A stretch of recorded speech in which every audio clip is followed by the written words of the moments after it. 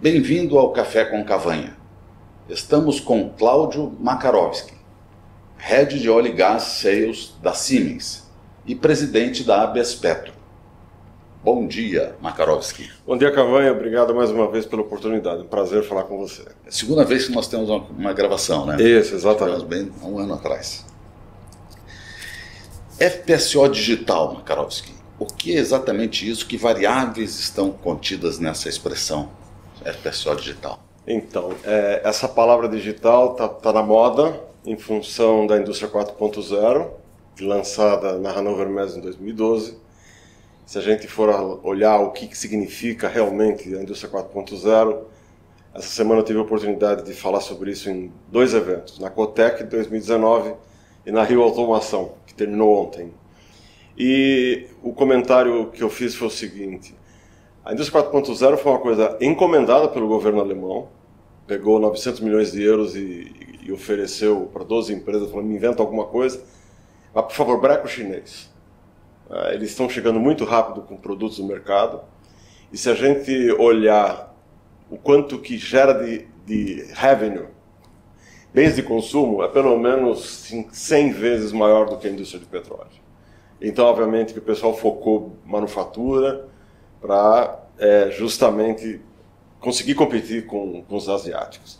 Logo em seguida, a China lançou o Made in China 2025, e ela não fala nada de commodity, ela fala de espaço, ela fala de energia nuclear, fala de células de combustível, e também 2 anos depois o Japão lançou o Society 5.0. O que a gente vai fazer com o ser humano?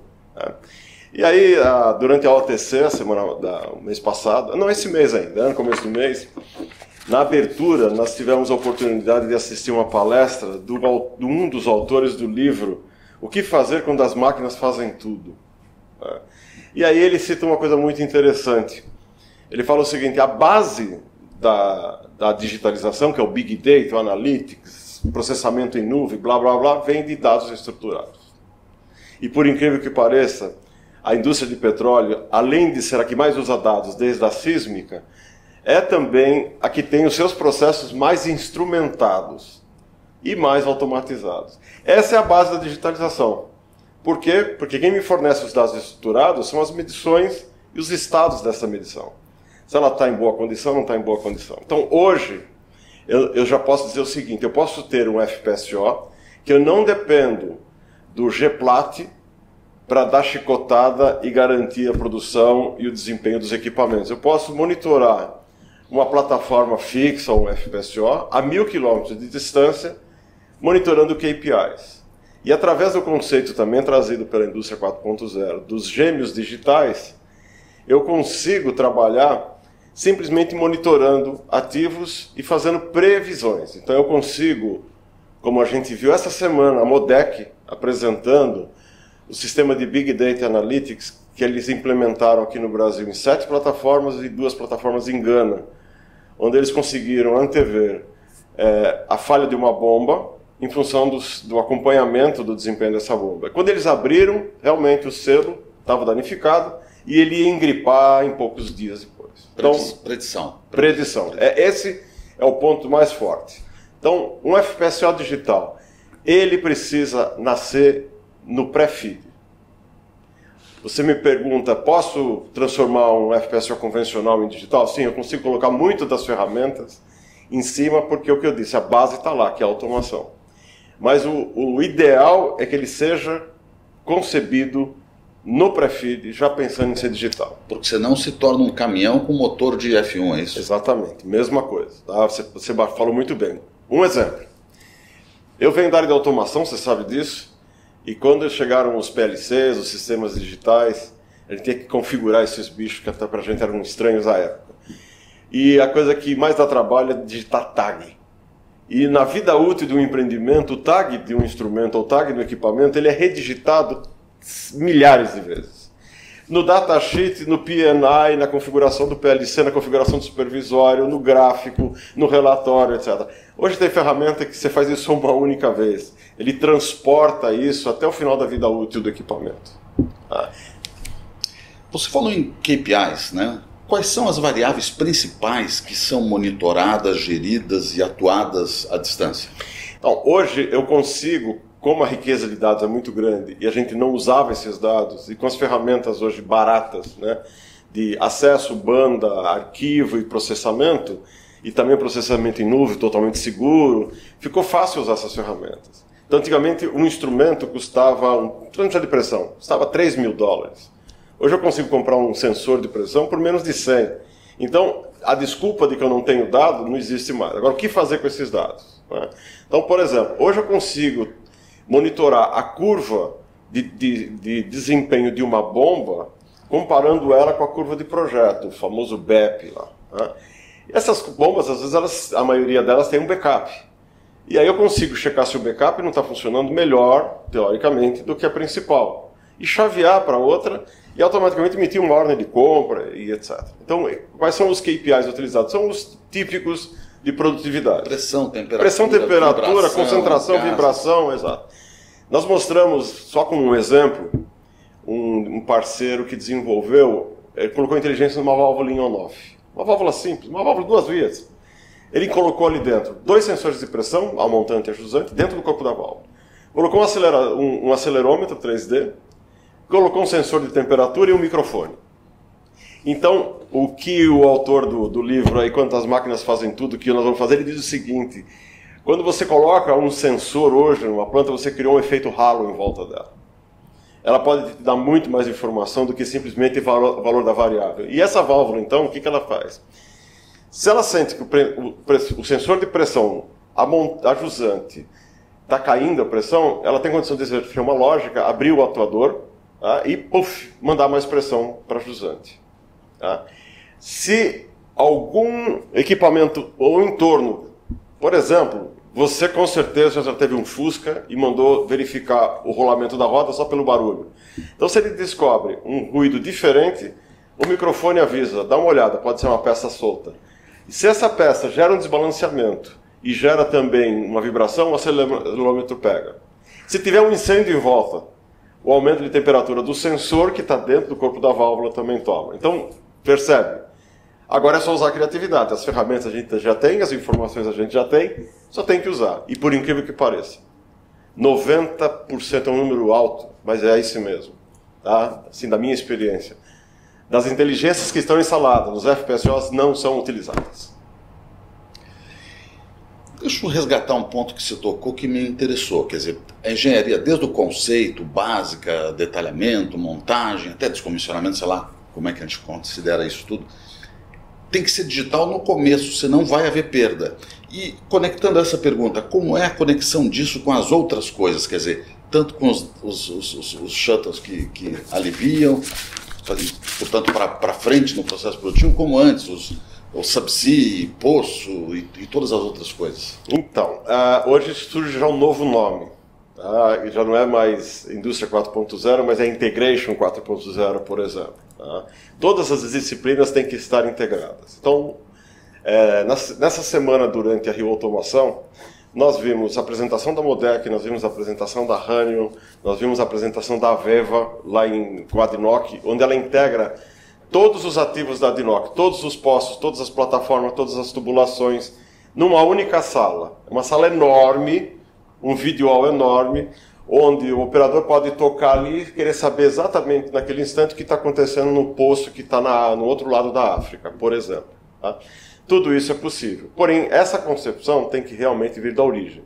Então, como é que eu vou aliviar o óleo dessa plataforma? Como é que eu vou integrar o subsea a essa plataforma?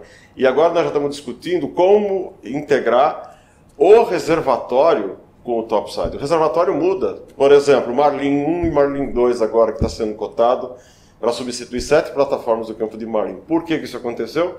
Porque os campos estavam produzindo 95% de água. Desloca, né? Desloca o fluido. Exato, tudo isso muda. Libra vai começar com 20%, 30% de CO2 que serão reinjetados. O que vai acontecer? Essa concentração de CO2 muda. Muda a concentração de CO2, muda o peso molecular, muda a performance do compressor que está lá em cima. Então, se daqui 20 anos o compressor vai estar recebendo 60% de CO2, por que eu tenho que dimensioná-lo já para 60% de CO2? se eu nos primeiros 10 anos eu vou ter só 20? Por que eu não consigo também alterar características dinâmicas do próprio topside? Ou seja, o topside de um FPSO passa a ser dinâmico. Tá? Como tem a sísmica 4D, eu já sei como envelhece o reservatório, eu posso trabalhar dessa forma também. E já posso pensar na extensão do fator de recuperação quando chegar no fim da vida útil do meu empreendimento. Eu consigo já prever uma coisa que vai acontecer daqui a 50 anos. Você falou isso, então quer dizer que o CAPEX deve ser reduzido em relação ao sistema anterior? Sim, temos experiências.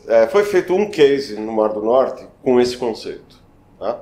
Onde se chamaram os principais fornecedores, porque não existe one-stop shop, isso é sonho. Tá? Toda grande empresa bate no peito dizendo que ele é um one-stop shop, você pergunta para ele, você tem RAIS? Ah, não tem, vou comprar dois, então pronto. Então, o que a gente precisa é colocar no nosso dicionário uma palavra nova também, que chama cocriação. Então, o que foi feito nessa plataforma? É uma plataforma fixa, 30 mil barris de petróleo, só que ela fica no Mar do Norte. E era normalmente habitada com 150 pessoas. Hoje, se a gente abrir um pedido de oferece-se vaga para engenheiro de petróleo, mas que vai trabalhar no Mar do Norte a 1.000 quilômetros de distância da costa, com 11 meses com temperatura sub-zero, você não vai achar nenhum millennium topando fazer essa brincadeira. E nós, cabelos brancos, já estamos nos aposentando também, não vamos querer estar naquela plataforma. Então, é uma realidade. Como é que a gente pode fazer tudo isso com o mínimo de pessoas? Tá? E a própria Petrobras é pioneira em desabitar a plataforma fixa. As do Nordeste todas estão desabitadas. Tá? Então, o que foi feito? Bom, quem vai cuidar do quê? Então, meu escopo vai ser elétrica, automação, o sistema HVDC, porque essa plataforma é alimentada de terra em corrente contínua. Só que eu preciso monitorar a água, a condutividade da água usada para refrigerar o transformador, senão o transformador vai corroer e daqui a pouco parou tudo. Esses detalhes eu consigo monitorar? Consigo monitorar. Bom, telecomunicação, quem vai ser responsável? No Mar do Norte, o governo oferece uma rede de fibra óptica gratuita, todo mundo se conecta, bom, então telecomunicação não é problema. Cibersegurança, eu vou cuidar da cibersegurança, eu vou cuidar do riser, eu vou cuidar do motor, Depois que foram definidos os macrofornecedores, eu brinco, rasgaram seus crachás. Colocaram todos numa sala de colaboração, não física, tá? É uma sala de colaboração virtual, onde cada um opinou, e aí eu tenho um exemplo muito interessante, usei outro dia. Você imagina o seguinte, você tem grandes motores de média tensão, você tem grandes compressores que precisam ser acionados, por exemplo. Você pode escolher colocar um motor de partida direta ou colocar um motor com inversor de frequência, cuja economia de energia paga esse inversor em 10, 11 meses. Só que ele custa muito, ele se paga, mas ele custa. Então, se há um request to quote menor preço, eu obviamente que não vou querer oferecer como alternativa esse inversor, que para você, cliente, tem uma grande vantagem. Mas se colocar, eu posso ser bonzinho demais, vamos perder a concorrência. Não é RFQ, é RFP. Isso aí. É isso aí. Então, o que acontece? Nesse novo conceito colaborativo de cocriação, eu posso, como teu parceiro, compartilhar com você boas ideias que vão reduzir o seu OPEX também. Tá? E nós temos os números, oportunamente eu posso te passar, quais foram os impactos que essa experiência trouxe. E aí fizemos uma extrapolação por um FPSO de 100 mil barris dia. Tá? E só assim, garantia, só em não ter retrabalho, daquela digitação de tag que eu te falei, já economizou 9 meses de projeto só na configuração, porque aquilo que eu fiz uma vez serviu para elétrica, serviu para automação, serviu para documentação, serviu para engenharia. E hoje eu tenho um portal onde eu tenho tudo isso integrado. Então eu posso ir na aba operação e operar minha plataforma. Posso ir na aba manutenção e olhar e fazer diagnóstico. Posso ir na aba gestão e olhar meus KPIs. E posso questionar se eu fiz o projeto correto ou não e voltar lá atrás e mudar o meu datasheet, por exemplo. Isso está pronto. Tá? Mas o conceito de cocriação começou no pré-FEED. No conceito, na base. Isso. Sobre segurança, safety, a parte operacional, contingência, redundância, a resiliência, a tomada de decisão em caso de crise, esses sistemas todos digitais, como é que eles se comportam, como é que funcionam? Chega a ser assustador. Não sei se vocês já olharam na internet e no YouTube, a Rita Sain. A Rita Saine é uma especialista da Carnegie Mellon que estuda padrão de voz. Ela usa inteligência artificial e machine learning no padrão de voz. E ela foi, inclusive, contratada pela Marinha Americana para evitar falsos alarmes. Tinha uma pessoa lá que mandou, em pouco tempo, 14 falsos alarmes. Pela lei americana, ela é obrigada a decolar. Cada hora de helicóptero custa $6.000. E para atender um alarme falso, 2 pessoas morreram. Crime federal. Tá? Então, a Rita Saine, ela descobriu que a voz tem mais informação do que a própria impressão digital ou reconhecimento facial. Ela só perde para o mapeamento de DNA.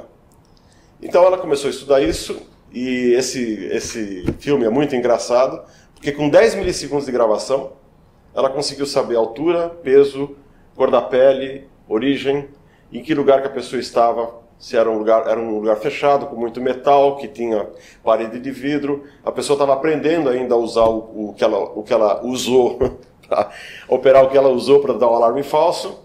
E hoje a Rita, ela consegue, pegando discursos de pessoas que desenvolveram algum tipo de doença, diagnosticar Alzheimer, Parkinson e esclerose múltipla, simplesmente analisando a voz. Tá?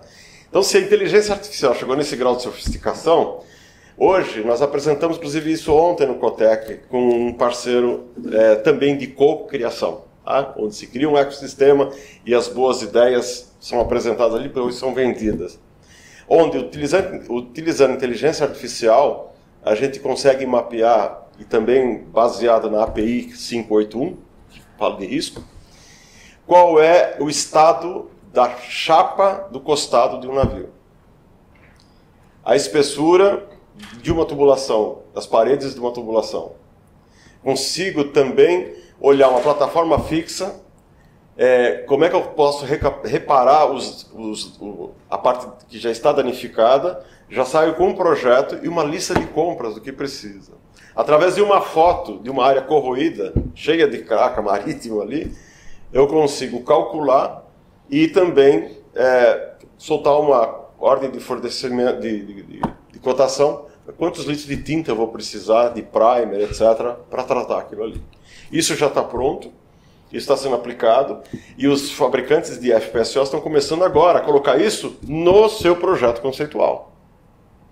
Então, essa parte de risco utiliza a metodologia que é super convencional, é uma norma já considerada clássica, aplicada às ferramentas que eu tenho hoje, inclusive de machine learning. Entendi. Macrosio, o que nós temos no Brasil, o que a gente não tem no Brasil, e o que se tem feito por aqui nisso? É uma surpresa, né? Esse caso que eu te falei de inteligência artificial, machine learning, para fazer asset integrity, aí, que eu acabei de citar, é desenvolvido por uma empresa brasileira. Inclusive, o primeiro piloto foi feito com o SEMPS. Hoje, ela já é uma multinacional. Porque eu não preciso estar fisicamente em outro lugar do mundo. Se você pegar a Data Science Academy, por exemplo, o endereço dela parece que é Brasília. A dona fica no Canadá, faz 7 anos que ela mora no Canadá. E todos os professores que dão aula no Data Science Academy são professores expatriados. Então você não sabe com quem você está tendo aula. Tá? Então hoje, vai dizer, o que nós temos no Brasil que nós não temos no Brasil? Nós podemos ter tudo, tá? E ao mesmo tempo as empresas que hoje são brasileiras podem também virar multinacional rapidamente. Então nós temos exemplo de parceiros, num programa da Siemens chamado Mindsphere, onde a gente criou um ecossistema para processamento em nuvem, a gente utiliza os servidores da Amazon, onde se você tem uma boa ideia de um aplicativo, você entra nesse programa, recebe os APIs, passa por um crivo para saber se realmente é uma boa aplicação ou não. Você pode desenvolver seu aplicativo, jogar no Azure da Microsoft, jogar no Marketplace da Siemens ou vender as a service. Tá? Então, um portal que nós lançamos aí recentemente, chamado Digital Asset Portal, é um fleet management. Então, você pode pegar um grupo de plataformas, clicar pela corzinha, você sabe se está amarelo, verde, vermelho, blá, blá, olhar os KPIs e começar a fazer um drill down nos níveis de operação dessa plataforma sem problema nenhum. E olhar, inclusive, documentação de projeto, olhar, emitir requisições de manutenção, etc. Isso já existe? Já existe. E hoje, se você quiser ter no Brasil, nós temos, inclusive, pessoas de suporte. Aqui no Fundão mesmo, nós temos várias pessoas que são engenheiros de dados e são construtores uma fábrica de software praticamente, que desenvolveu vários desses aplicativos para IOCs que estão lá fora. Uma delas é o chamado Smart Pumping, tá? Onde foi encomenda de um cliente estrangeiro por um grupo de engenheiros aqui do Rio de Janeiro. Brasil será o quê? 50% dos FPSOs do futuro próximo? Um número grande? Historicamente é 35%. Tá? Se você pegar o histórico, olhar para o radar, 35%. Isso significa que, dependendo do valor do barril do petróleo, nós podemos ter no mundo de 10 a 20, de 7 a 14 FPSOs por ano. Se 35% é Brasil, dá para a gente fazer a conta ao contrário. Porém, se você pegar a fotografia que nós temos instantânea, nós teremos pelo menos mais 30 FPSOs até 2030, metade desses vai ser no Brasil. Então nós vamos mudar essa estatística de 35%. E já serão digitais? Alguns deles já serão digitais. Tá? Nós já estamos trabalhando no conceito. Por exemplo, como Siemens, nós cotamos com um parceiro, Mero 2, já com uma plataforma igual a do Mar do Norte, e é um conceito que a gente chama de Topsides 4.0. Então começa do feed. Tá? Então o cliente chegou para nós e falou, olha, daqui eu quero entrar na concorrência. Por favor, quer ser meu parceiro? Seu parceiro. Então assina aqui. Então agora, por favor, do your best. Então vamos começar desde o conceito já totalmente digital. E a questão, Makarovski, da função do Estado, políticas públicas, a situação Petrobras com os movimentos que ela tem feito, como é que isso se enquadra nessa visão dos digitais? Legal. Nós estamos acreditando que os 40% dos meros da vida, né, pelo menos até o 4, depois vai mudar de nome, vai se garantir os 40% de conteúdo local de engenharia. Nós temos aí 14 milhões de desempregados, acho que 7 são engenheiros. Né? Então nós precisamos reempregar essa turma.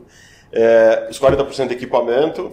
Então a gente está confiando na ANP que eles realmente vão levar isso a sério. E não tem mais waiver. Então, ou multa. Tá? E nós estamos preparados e acreditando que os 40% vão acontecer. Tanto é que estamos com uma estrutura nova no Brasil. Temos um novo CEO, justamente cuidando da fábrica lá em Santa Bárbara, onde a gente vai fazer os módulos que nós somos competitivos, nós vamos fazer lá. Mas assim, como ser competitivo?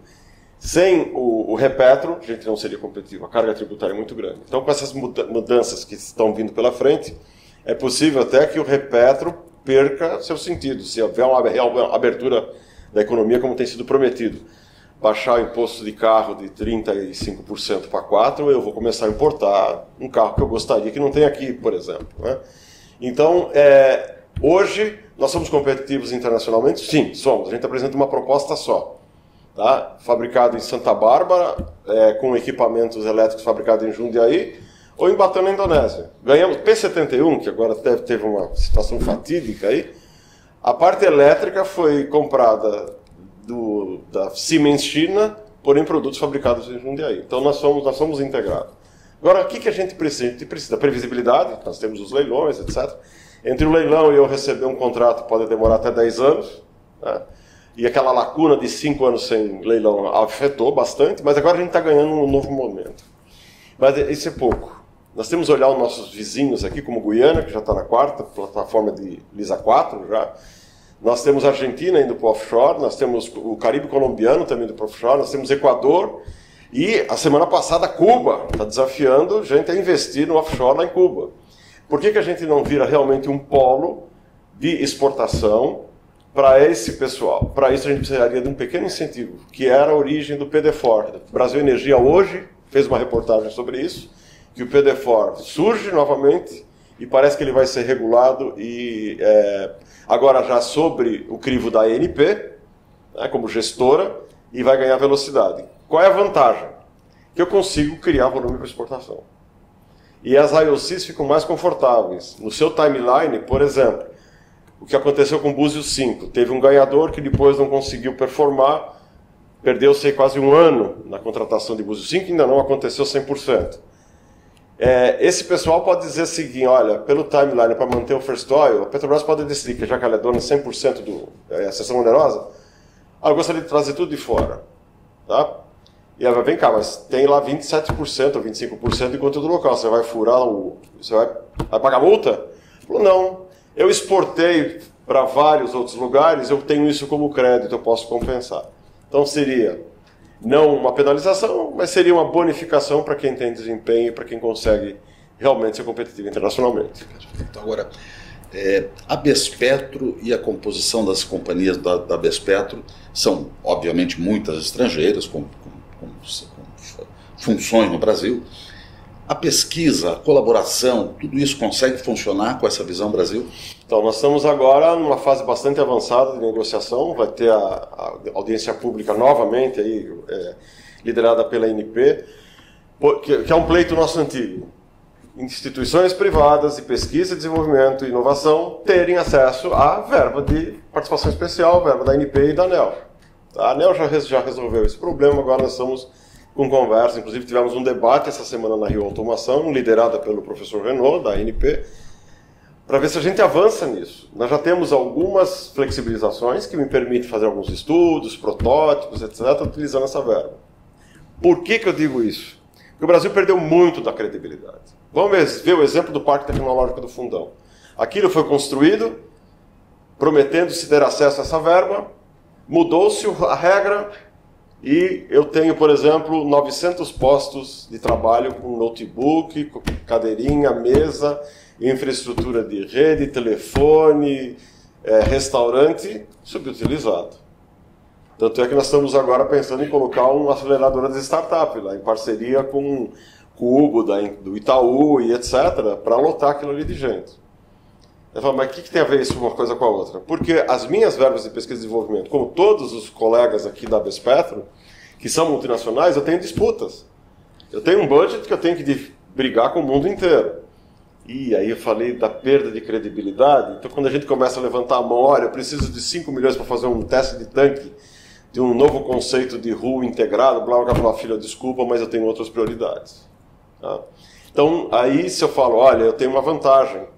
Eu tenho aqui 7,5 bilhões de dólares nos próximos 5 anos de verba de PDI da ANP, que só as IOCs podem usar, que só as operadoras podem usar, tem que trazer 50% para a universidade e etc. Se a gente flexibiliza isso, onde eu, como multinacional, gostaria de não ter que pedir a bênção lá para a minha matriz, decidir aqui, porque as jabuticabas são nossas. Nós temos que usar a tecnologia brasileira para resolver os problemas brasileiros. Ficaria muito mais fácil. A gente geraria muito mais patente, geraria muito mais emprego e contrataria muito mais profissionais da academia, que essa é a função. A academia não foi feita só para gerar white papers e doutores. Foi feita para gerar cérebros que monetizem as suas invenções para a indústria. É isso que a gente espera. A pesquisa termina com a nota fiscal, né? Exatamente, isso aí.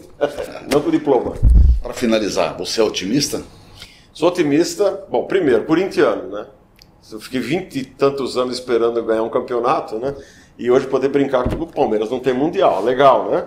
Então, sou otimista por natureza, tenho que ser um pouco cauteloso, porque, por exemplo, a gente não imaginava essa patinada do governo logo no início, a gente apostou que nos 100 primeiros dias a gente ia ter um monte de coisa acontecendo, então, nas minhas previsões, ainda mais agora que eu estou mais focado no onshore, Campos Maduros, etc., e é o grande foco aqui da Bespetro, Campos Maduros tem que voltar com tudo.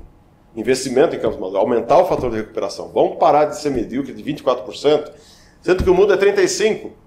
Tá? Já fez um estudo, a própria ANP, 5% do aumento do fator de recuperação lá em Marlim, na Bacia de Campos, traz mais de 200 bi de investimento e mais de 100 bi de arrecadação. E toda a infraestrutura de escoamento está lá, pronta.